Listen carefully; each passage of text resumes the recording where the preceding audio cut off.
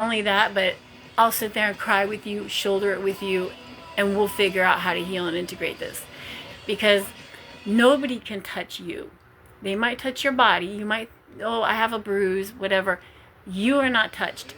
Nobody can touch you. You're up here, unless you allow them to. And by being traumatized, by living in victim mentality, you have allowed them to touch you.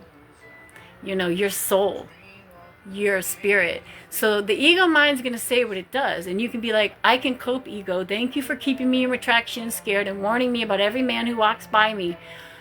But I don't need to run that program anymore.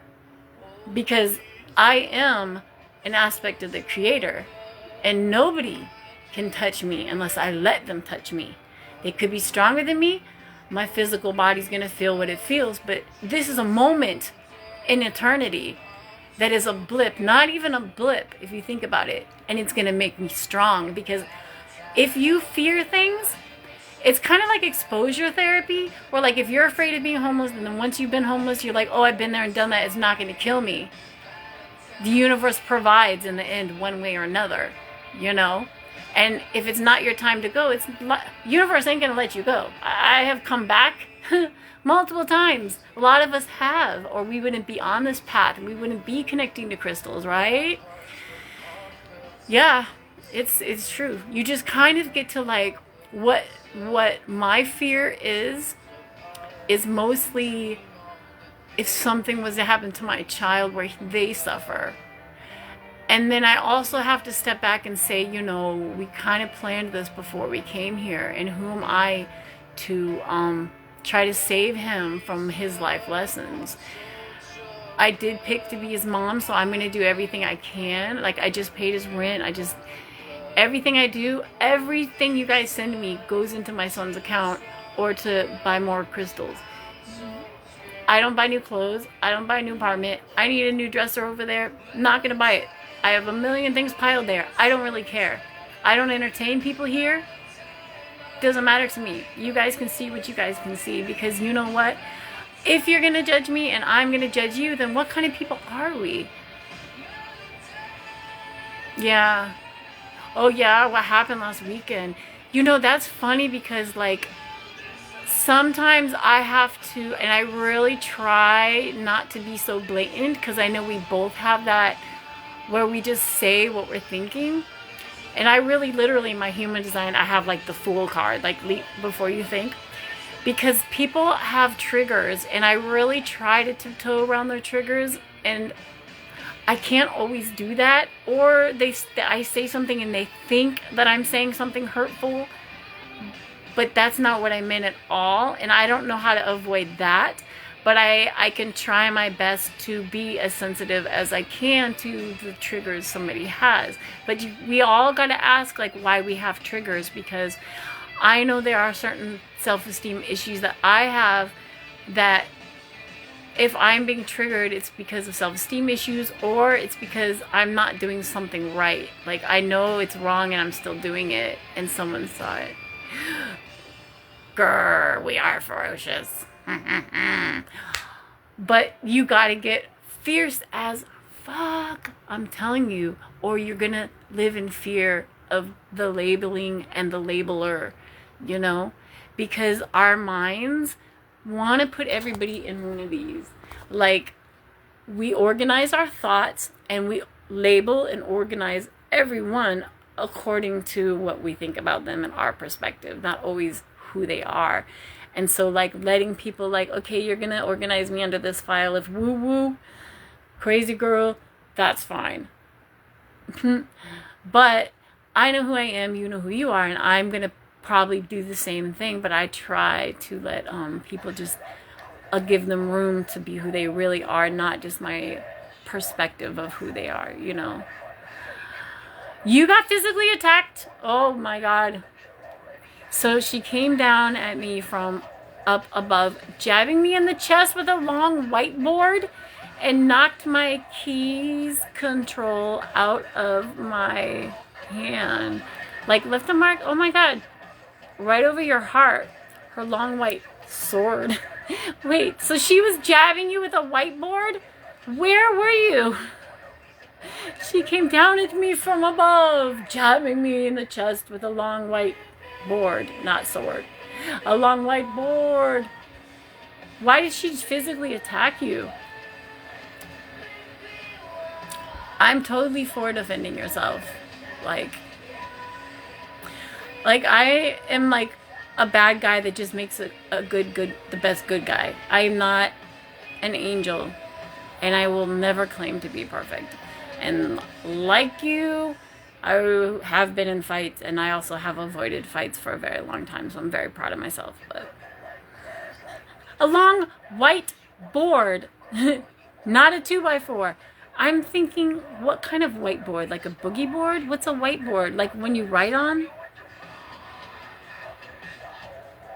Or like a surfboard whiteboard? Oh, like a 2x4, not... Oh, okay. Right.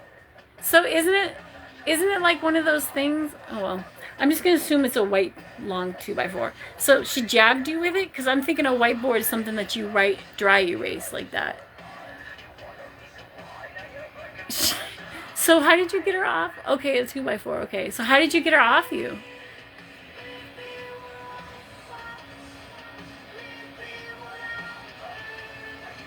Yeah.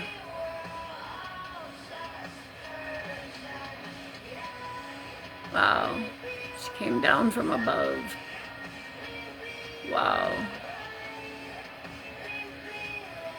Wow. Dang. So who won? Right, I get what you're saying. Right. Like you build a fucking house with. Okay. Wow. That's big.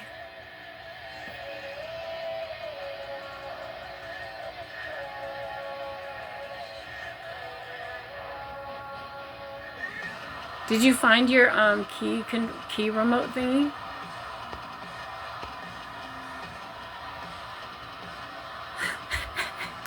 The bitch from above. Oh. Crazy bitch, right? The bitch from above. You gotta defend yourself sometimes, you know? Dang. So what did you do to piss her off?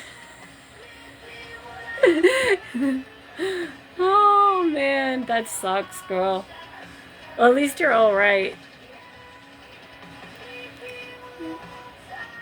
Okay, well, at least you found him.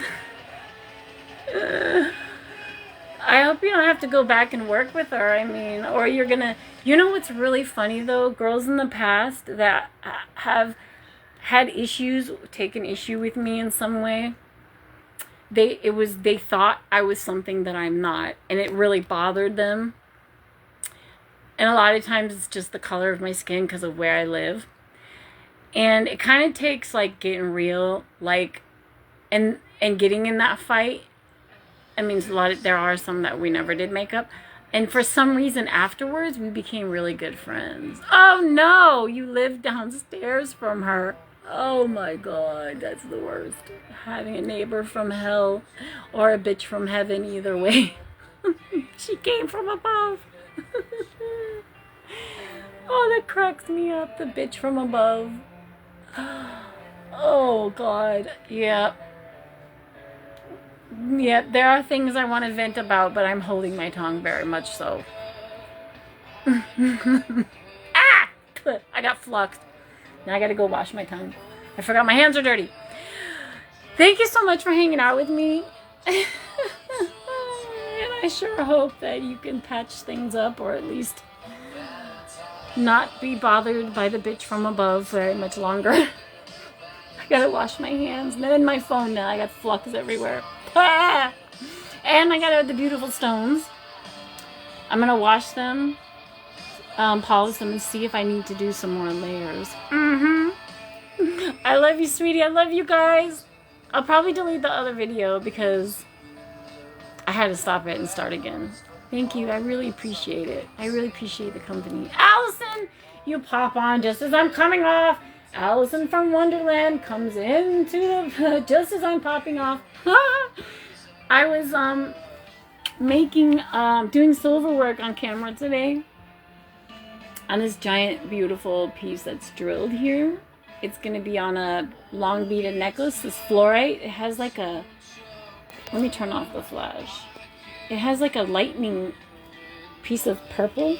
Let me see that purple lightning of fluorite, purple fluorite? So I might put some purple beads with the other fluorite beads.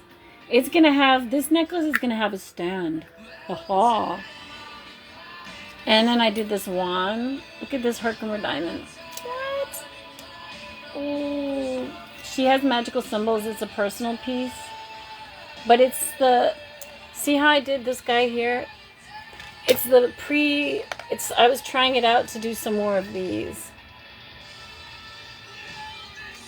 Because I like the split antler and then this huge Veracruz castle. So beautiful. I got this from Amanda Palmineri at Lifted Crystals. This guy I did like waves, like water waves of silver. So this castle's kind of like in the water. Isn't that cool? I love you, friend. And this I did really pretty emelite. I got this. This is by the carat. It was kind of expensive. And this guy has runes carved into the crystal and then silver flowing over it. So these are the guys I was doing on camera today. This guy's going to get drilled for a bracelet. The necklace, the necklace that, the other half of this, I cut this in half and I made the necklace out of it, the other dark goddess necklace. And they both grew eyes. Look at that eye, the rainbow eye in the corner there. This had nothing there. I cut them both in half, the smoky African citrine. This was going to be a bracelet to that, but I don't know. Should I do another necklace? And I did swirl. I cut the back. I cut it in half, and then I made it like swirly so that when it lays on your skin, it reflects. Pretty cool. Okay, for real this time. Love you guys. Don't forget, just like feel, like pull up that feeling of love. Like I try to remind you guys in the video, like unconditional love. And I'm holding your hands in love, friend. Thank you, Allison, for popping by.